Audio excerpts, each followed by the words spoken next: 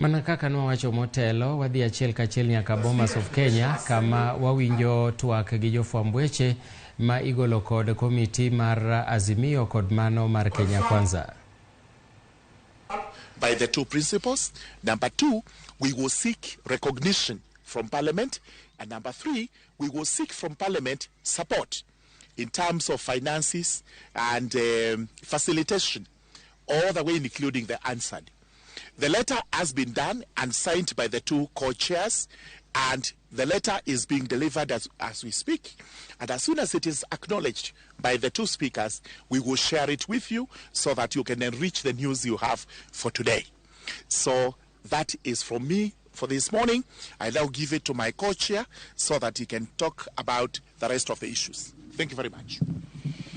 Thank you. We need the podium. I'll just continue. Thank you. As my co-chair has said, we settled on a hybrid model. We have done the notification to the two speakers, and in that notification, which we'll share with you, we have requested them to issue a communication from the chair about the two committees, even during the recess of Parliament, because the standing orders enable them to do that.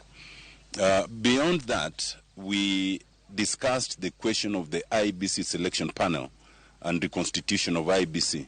As you will have noticed from the two respective teams, the IBC question is a common issue to both teams. We have discussed and we have agreed that it's one of utmost importance and we'll prioritize it. And therefore we have agreed that when we resume our next sitting, that's the next item we are going to deal with, so that it's off the table. To facilitate us and enable quick discussion on it, we have constituted a subcommittee of 6 members. On the Azimio side, Senator Sifuna is a member, Senator Wambua and Honorable Millie Odhiambo, and they are convened by Senator Sifuna.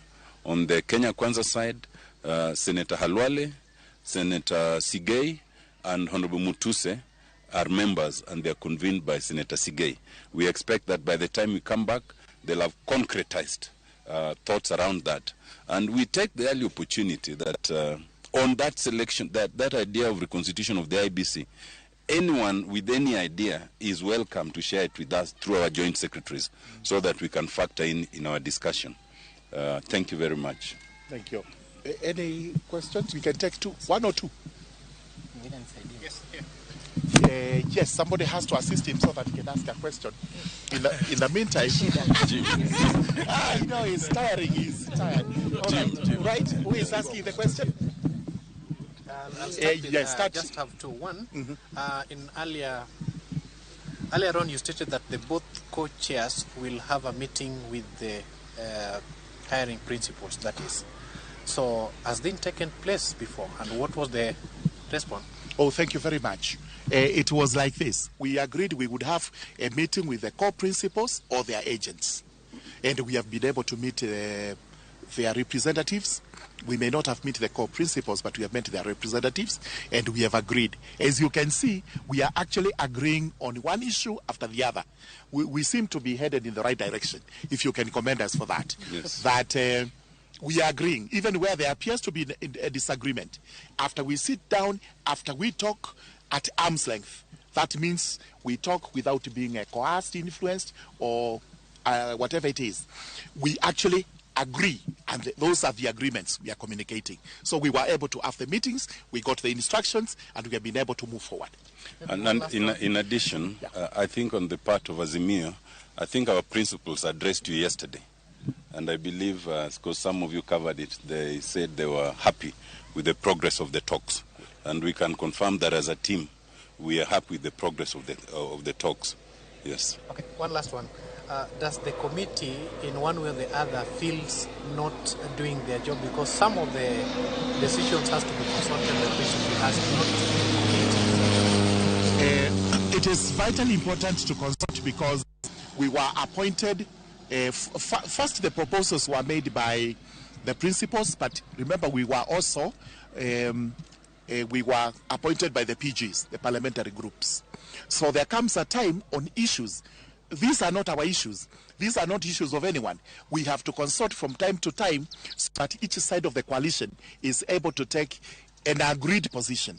We don't take them by surprise, or we do not agree sometimes in excess of our mandate. That is why we keep on consulting, and it's also very important to consult. Actually, by definition, a joint bipartisan team must consult their respective partisan teams. That's why it's joint, and that's why it's bipartisan. So that does not hinder us at all. What's important is that the flow of communication and consultation is easy and does not delay, and so far it has not delayed. Yes, we may hear from two more, you and him. There's a lady also. Chemutai is here. Yes. Good. All right, let's hear from him, then we go to Actually, can we do two and then two? two, yes.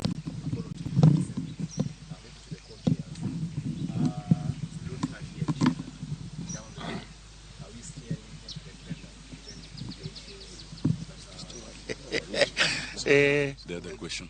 The other question? We'll take them. No, the next let's- person. let's- Yeah, I mean,